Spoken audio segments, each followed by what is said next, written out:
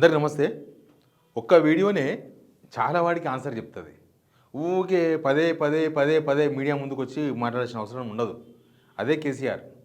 Revanth Reddy పూటకోసారి media ముందుకు వస్తాడు, బుద్ధి ఉన్న మాటలు మాట్లాడతాడు, ఫ్రస్ట్రేషన్ అంతా చూపిస్తాడు, అటు ఇటు పోతాడు. కేసీఆర్ ఆరోగ్యం మీదకి పోతాడు, ఆయన ఆరోగ్యం బాగలేదు ఇంకా అయిపోయింది అన్నట్టు మాట్లాడతాడు. ఇక ఆయన ఫామ్ హౌస్లో అయిపోయింది, ఇంక అక్కడనే ఇంక బయటికే రాడు, నేనే బంధించేసిన అంటాడు. ఇట్లా చాలా చాలా ఆరోపణలు. అసలు మామూలుగా కాదు. నిజంగా ఒక ప్రత్యర్థిని ఒక ముఖ్యమంత్రి స్థాయిలో ఉన్న వ్యక్తి అట్లా చూడకూడదు. ప్రత్యర్థి గట్టిగా ఉండాలి, నాతో ఫైట్ చేయాలి, కొట్లాడాలి, నేను గెలవాలి. అది ఒక రాజకీయ నాయకునికి ఉండాల్సిన సాధారణ లక్షణం. అది సాధారణ లక్షణం. కానీ రేవంత్ రెడ్డి డిఫరెంట్.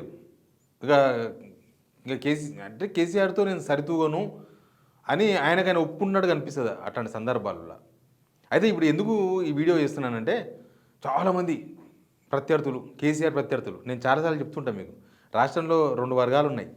ఒకటి కేసీఆర్ అనుకూల వర్గం, రెండోది కేసీఆర్ వ్యతిరేక వర్గం. ఇంకా పార్టీలతో సంబంధం లేదు.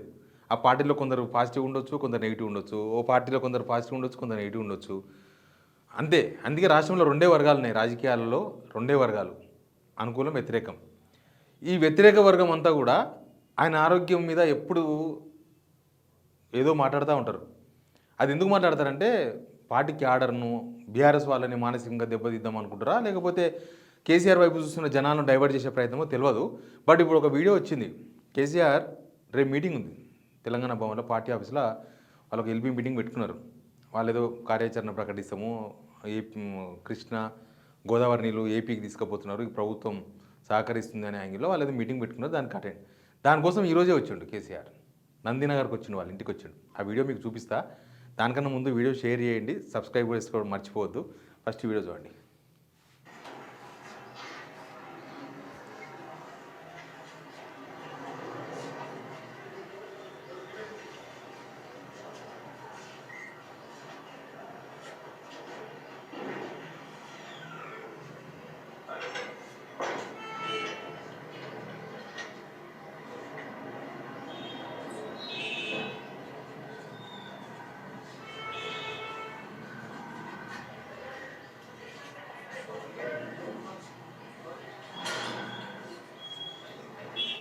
ఎట్లున్నది వీడియో? కేసీఆర్ మంచి తేజు కనిపిస్తుంది కదా. అంటే కేసీఆర్ వస్తే కూడా ఒక వార్తనా అనుకున్న వాళ్ళకు కూడా నేను సమాధానం చెప్పగలను. కేసీఆర్ వస్తే కూడా వార్తనే, గదే అంటున్నా. కేసీఆర్ లాంటి వ్యక్తి వస్తేనే వార్త అవుతుంది. రేవంత్ రెడ్డి రోజుకు 10 సార్లు తిరుగుతూ ఉంటాడు అక్కడికి, అవన్నీ వార్తలు అయితే కావు. గదే కేసీఆర్కు తెలంగాణకు ఉన్న సంబంధం, ఎమోషన్. రేవంత్ రెడ్డి ఇంకొకసారి ముఖ్యమంత్రి అయినా, ప్రధానమంత్రి అయినా, ఇంకోటైనా ఆయనకి ఎమోషన్ క్యారీ కాదు, ఎమోషన్ రాదు. ఆయన ఒక ముఖ్యమంత్రి, చాలామంది ముఖ్యమంత్రులు అయినారు కదా. మనం కిరణ్ కుమార్ని గుర్తు చేసుకుంటామా రోజు? ఆయన గుర్తు చేసుకుంటామా రోజు? అంతకన్నా ముందు వైఎస్ రాజశేఖర్ని అప్పుడు ఇప్పుడు గుర్తు చేసుకుంటాం మనం. అంతకన్నా ముందు చాలామంది ముఖ్యమంత్రులు అయినారు, వాళ్ళందరినీ గుర్తు చేసుకుంటామా? పట్టున ఒక 10 మంది ముఖ్యమంత్రుల పేరు చెప్పండి అంటే మన తెలంగాణలో చాలామంది చెప్పరు, కానీ కేసీఆర్ పేరు అయితే పక్కా చెప్తారు. అదే ఎమోషన్. ఇంకోటి ఏంటంటే, ప్రత్యేకంగా నేను ఈ వీడియో బేస్ చేసి ఈ విశ్లేషించడానికి ప్రధానమైన కారణం, ఆయన ఆరోగ్యం బాగాలేదు, ఇంకా కేసీఆర్ బయటికి రాడు, ఇంకా కేసీఆర్ చాలాసార్లు రేవంత్ రెడ్డి చేసిన కామెంట్స్ చాలా దారుణమైన కామెంట్లు. ఒక ముఖ్యమంత్రి స్థాయి వ్యక్తి అట్లాంటి కామెంట్ చేయకూడదు. ఏమనుంటే విధానాల మీద మాట్లాడు. కేసీఆర్ విధానాలు బాలేవా? మీ గవర్నమెంట్ ఉంది, ఆయన విధానాలు అప్పుడు ఇట్లా అయిపోయింది, అప్పుడు తెలంగాణలో ఇంత నష్టం జరిగింది కేసీఆర్ నిర్ణయం వల్ల, ఆ విషయం చెప్పు. పాయింట్, అది జనాలకు ఎట్లా నష్టమో చెప్పు. మీ దగ్గర ఆధారాలు ఉన్నాయా? బయటపెట్టు. అది వదిలేసి పర్సనల్ టార్గెట్, కేసీఆర్ ఆరోగ్యం మీద పర్సనల్ టార్గెట్ చేయడం. మన తెలంగాణలో ఎట్లుంటుందంటే, మనకు పడరాని వ్యక్తి ఆరోగ్యం బాగాలేకపోతే కూడా మనం పాపం అంటాం. అయ్యో అట్లా అయిందా పాపం, అది మన మనసులో ఉన్నది. అందుకే ఎప్పుడు మనం తెలంగాణలో ఎంత శత్రుత్వంగా చూస్తామో అంత మిత్రుత్వం కూడా మనతో నడుస్తుంది. రాజకీయాల్లో అసలు పర్మనెంట్ శత్రువులు, పర్మనెంట్ మిత్రులు ఉండరు అని పెద్ద సామెతనే ఉంది. కానీ కేసీఆర్ ఒక పరమ శత్రువు లాగా ఈయనకి. అది కేసీఆర్ స్థాయి వేరు, ఈయన స్థాయి వేరు అనేది క్లియర్. అది కూడా క్లియరే. అసలు కేసీఆర్తో పోటీ కాదు. కేసీఆర్ వేరు, రేవంత్ రెడ్డి వేరు. కేసీఆర్ స్థాయి వ్యక్తులు లేరనే కదా వీళ్ళ పంచాయతీ. హైకమాండ్, వాళ్ళ పార్టీ హైకమాండ్ కేసీఆర్ను స్థాయి వ్యక్తులు ఎవరున్నారు, ఎవరు లేరు అనే ఇక లాస్ట్కి ఇట్లా అయింది. అది తెలంగాణ ప్రజలు కూడా అదే ఆలోచిస్తారు. కానీ ఆయన ఈ వీడియో చూసిన తర్వాత ఆయన ఎంత యాక్టివ్గా ఉన్నాడు. ఆయన లాస్ట్ హరీష్ రావు వాళ్ళ ఫాదర్ చనిపోయినప్పుడు వచ్చిండు. సరే, ఆ రోజు మాసిన గడ్డంతో కనిపించిండు. గడ్డంగా చేసుకోకపోతే కూడా, సేవింగ్ చేసుకోకపోతే కూడా మనిషి ఒక రకంగా కనిపిస్తారు. కేసీఆర్ మనం ఎప్పుడూ ఒక రకంగా చూస్తుంటాం.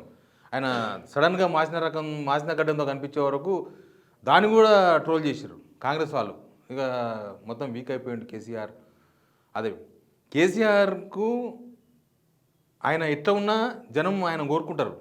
అది అది కామన్ అయిపోయింది, సహజం అయిపోయింది. ఎందుకు సహజమైందంటే రేవంత్ రెడ్డి ఫెయిల్యూర్ అయింది కాబట్టి. కేసీఆర్ మించిన పనులు కనుక రేవంత్ రెడ్డి చేసి ఉంటే కేసీఆర్ మర్చిపోయేవాళ్ళు నిజంగా. కానీ అసలు అది సాధ్యం అయితే లేదు, అది సాధ్యం కాదు కూడా. అది ఎన్నిసార్లు చూసినా ఆయన తీసుకున్న నిర్ణయాలు, రేవంత్ రెడ్డి తీసుకున్న నిర్ణయాలు, రేవంత్ రెడ్డి గవర్నమెంట్ చేసే పనులు, ప్రజా వ్యతిరేక నిర్ణయాలు, ఇవన్నీ చూస్తే ప్రజలే కదా గుర్తు చేసుకుంటున్నది కేసీఆర్ని. ఆయన చాలా ఆరోగ్యంగా కూడా కనిపించిండు. అది ఇంపార్టెంట్ ఇక్కడ. కేసీఆర్ ఆరోగ్యంగా కనిపించడం అనేది నిజంగానే కాంగ్రెస్ వాళ్ళకు మింగుడు పడిన విషయం. ముఖ్యంగా రేవంత్ రెడ్డికి అయితే అసలే మింగుడు పడదు. ఆయనకి ఇంటెలిజెన్స్ అవన్నీ ఉంటాయి, ఎప్పటికప్పుడు తెలుసుకుంటూనే ఉంటాడు. కేసీఆర్ అప్పుడు కింద పడ్డప్పుడు హాస్పిటల్లో ఉన్నాడు కదా, యశోద హాస్పిటల్లో. ఆ రోజు రేవంత్ రెడ్డి పోయిండు. రేవంత్ రెడ్డి పోవడం కూడా విటకారంగా పోయిండు. ఆయన కేసీఆర్ మీద ప్రేమతోనో లేకపోతే కేసీఆర్ని చూసేద్దామని పోలే. చూసినావా నిన్ను ఎట్లా ఓడించినో, నువ్వు ఇప్పుడు హాస్పిటల్లో ఉన్నావు, నేను సీఎం అయినా అని చెప్పుకోనికే పోయిండు. అది ఆయనకు మంచిగా అనిపించవచ్చు, కానీ యువతలోకి ఏమర్థం కావాలో అది అర్థమైంది. చాలా విటకారంగా పోయిండు అనేది అర్థమైంది ఆయన. అంటే ఒక ఆరోగ్యం అందరి ఆరోగ్యం మంచిగా ఉంటుందా? ఒక ఆయన 20 ఏళ్ళ పిల్లవాడికే ఏదో కింద మీద పడతాడు, ప్రాబ్లం అవుతుంది. ఒక ఆయన 95 ఏళ్ళకు మన సర్పంచ్ అయ్యాడు నల్గొండలో, జగదీష్ రెడ్డి వాళ్ళ ఫాదర్. ఒక్కొక్కరు అలాగుంటుంది. ఒకసారి ఆరోగ్యం బాగుండదు, ఓనాడు జ్వరం వస్తుంది, ఓనాడు ఇంకేదో అవుతుంది. అంతేనా? ఇంకా జ్వరం వచ్చినంత మాత్రాన ఇంకా అయిపోతుందా పని? రేవంత్ రెడ్డి తక్కువ అంచనా వేస్తుంది కేసీఆర్ను. అది వచ్చింది ప్రాబ్లం ఇక్కడ. అంటే ఇక అయిపోయింది, కేసీఆర్ పని అయిపోయింది, ఇక నాకు ఇంక నేనే అనే దానిలో ఉన్నాడు. కానీ కేసీఆర్ ఈ వీడియో చూస్తే మాత్రం ఖచ్చితంగా రేవంత్ రెడ్డికి ఒక పోటే. ఏంది ఇంత ఆరోగ్యంగా ఉన్నాడు కేసీఆర్ అనేది కనిపిస్తుంది కదా. ఈరోజు పేపర్లో కూడా ఒక వార్త చూసిన, మోడీ అడిగిందంట కేసీఆర్ ఆరోగ్యం గురించి, ఆరాధించిందంట. కేసీఆర్ ఎట్లా ఉన్నాడని మొన్న ఎంపీలు కలిసారు కదా, బీజేపీ ఎంపీలు కలిసినప్పుడు అడిగిందంట. సహజమే కదా, తెలంగాణ అంటే కేసీఆర్, కేసీఆర్ అంటే తెలంగాణ అనే విషయం మోడీ కూడా అర్థమైంది. లేకపోతే కేసీఆర్ గురించి ఎందుకు అడుగుతాడు? ఎందుకు ఆయన కిరణ్ కుమార్ గురించి అడగలే? ఇంకో ముఖ్యమంత్రి గురించి అడగలే? ఎందుకు అడిగిండు అంటే దట్ ఈజ్ కేసీఆర్.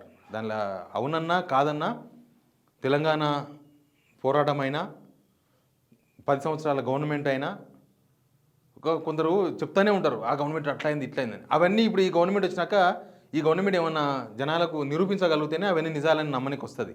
లేకపోతే అవన్నీ ఉత్త ఆరోపణలు, రాజకీయాలు చాలా ఆరోపణలు చేస్తూ ఉంటారు.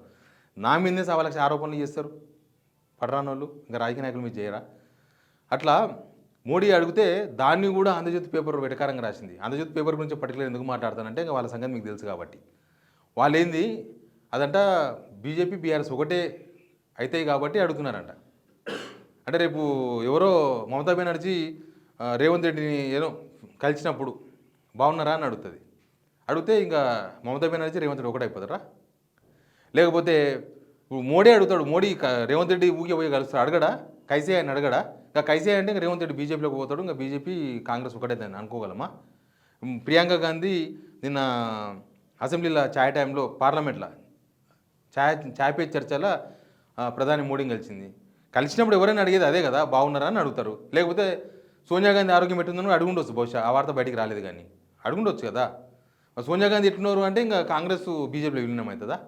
ఇట్లా అనవసరమైన వెటకారం స్టేట్మెంట్స్ ఇవన్నీ రేవంత్ రెడ్డి వర్గం నుంచే వస్తాయి. రేవంత్ రెడ్డి వర్గంలోనే ఈ వెటకారం అంతా కనిపిస్తూ ఉంటుంది. బట్ కేసీఆర్ ఆరోగ్యం మీద పర్టికులర్గా రేవంత్ రెడ్డి చాలాసార్లు ఒక్కసారి మాట్లాడినంటే సరే ఏదో ఆయనకి ఉన్న ఇన్ఫర్మేషన్ ఉందేమో మాట్లాడినరు, ఒక ముఖ్యమంత్రి కదా అనుకోవచ్చు. కానీ ఆయన కావాలని పదే ఎప్పుడు ప్రెస్ మీట్ పెట్టినా కేసీఆర్ ఆరోగ్యం మీద మాట్లాడుతున్నాడు. ఒక మనిషి ఆరోగ్యం బాగుండకూడదు అని కోరుకునేవాడు మనిషే కాదు. సింపుల్గా చెప్పాలంటే ముఖ్యమంత్రి కానీ, మామూలుడు కానీ, నేను కానీ, మీరు కానీ మనిషి బాగుండాలని ఏ మనిషి అయినా, నాట్ ఓన్లీ కేసీఆర్, మన పక్కింటోడే కావచ్చు, మన చుట్టపోడే కావచ్చు, మన దోస్తుగాడే కావచ్చు, ఆడు బాగుండాలని కోరుకోవాలి మనం. ఆడు బాగుంటేనే మనం మంచుకుంటాం అనుకోవాలి. కానీ రేవంత్ రెడ్డి అనుకుంటలేడు, అది ప్రాబ్లం ఇక్కడ. ఎనీవే కేసీఆర్ ఈ వీడియో చూస్తే మాత్రం ముందు అనిపిస్తుంది, ముందు సినిమా అంతా ముందుంది. అసలు కేసీఆర్ ఈయనకు టైం ఇచ్చిండు, ఆ టైంను కూడా అలసుగా తీసుకుంటే ఎట్లయినా కేసీఆర్ మాట్లాడకపోవడమే రేవంత్ రెడ్డికి మంచిది నిజానికి. కానీ రేవంత్ రెడ్డి దాన్ని అలసుగా తీసుకొని నా గురించి మాట్లాడతలేడు కాబట్టి కేసీఆర్ ఆరోగ్యం బాగలేదు అని ప్రచారం చేసే ప్రయత్నం చేసి, అవన్నీ చిల్లర ప్రయత్నాలు. ఎవరో ఒక గ్రామ స్థాయి లీడర్కి ఒక స్థాయి ఉంటుంది, మండల స్థాయి లీడర్కి ఒక స్థాయి ఉంటుంది, జిల్లా స్థాయి లీడర్కి ఒక స్థాయి ఉంటుంది. రేవంత్ రెడ్డి సీఎం అయినా ఆయన స్థాయి మాత్రం పెరగలేదు, అది ప్రాబ్లం. ఆయన ఆ స్థాయిలో ఆలోచన లేదు, ఆ స్థాయిలో మాటలు లేకపోవడం. నిన్న మొన్న చూడలేదా? హరీష్ రావుకు కేటీఆర్కు భర్త లేదు, హరీష్ రావు ప్రెసిడెంట్ పదవి అడుగుతున్నాడు. అసలు కేటీఆర్ తెలంగాణ గురించి, కాంగ్రెస్ గురించి కాదు ఆయనకు పికర్ అంతా హరీష్ రావు గురించి. ఇవన్నీ ఒక ముఖ్యమంత్రి మాట్లాడాల్సిన వ్యక్తులు కాదు. ఆయన స్థాయి ఆయనే దిగజార్చుకుంటున్నారు రేవంత్ రెడ్డి. ఇక ఇప్పుడు కేసీఆర్ రంగంలో దిగిందంటే కథ అసలు ఏం మాట్లాడతారో, వీళ్ళ ఎవరు తట్టుకుంటారో ఎవరు తట్టుకోరో ఒక పెద్ద చర్చ నడుస్తుంది. నిజంగా ఇది సోషల్ మీడియాలో ఒక పెద్ద చర్చ. కేసీఆర్ రాలేదు కాబట్టి వీళ్ళందరూ మాట్లాడుతారు, వస్తే ఏంది ఇలా పరిస్థితి అని. మీరు కూడా కామెంట్ బాక్స్లో చెప్పండి ఏందో పరిస్థితి. Please subscribe.